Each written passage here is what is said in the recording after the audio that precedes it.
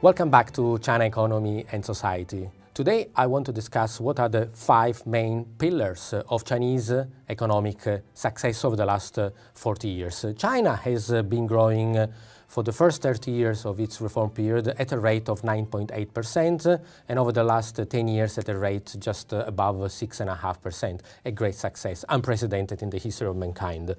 The 5 main reasons why China has been able to do that is because Chinese government keeps control and manages in a very, very good way 5 pillars. One is the migration from the countryside to the urban areas. Number 2, demographic control, one-child policy and all other policies. Number 3, trade, tariffs and barriers as appropriate, control of domestic interest rates. The central bank sets the interest rates, which are not market-based, but pretty much decided by the Chinese Central Bank, People's Bank of China. And finally, the management of the value of the renminbi in the international market. Of all these 5, today we will talk about the impact of migration.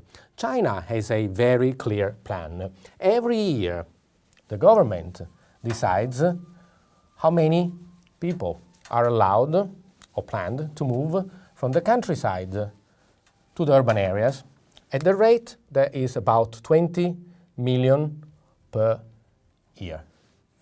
A number which is very different from the migratory flow that we experience these days in Europe at the range of tens, 100,000 per year. China manages 20 million migrants every year. How does it do it?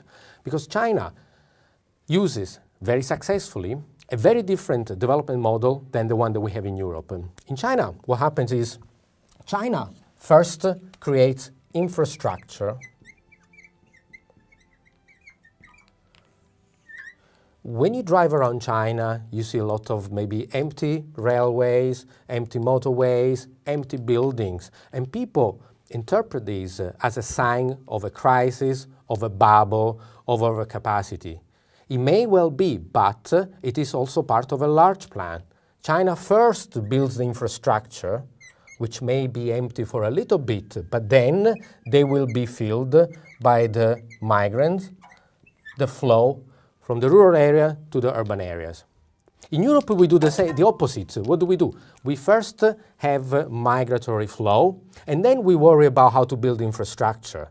And of course, it creates all the problems that we see every day, that we read every day on the press. A little bit of a failure in our development model. China instead doesn't just build the infrastructure, the transport infrastructure, but also builds the houses where these people will live. Allows for the development of corporate headquarters, factories where the people will work. When a migrant moves from the rural area to the city, largely he knows that there will be something to do. And this is the key pillar of China economic success and the key pillar of how China has managed this large migratory flow. China decides every year how many people will go, where they can go.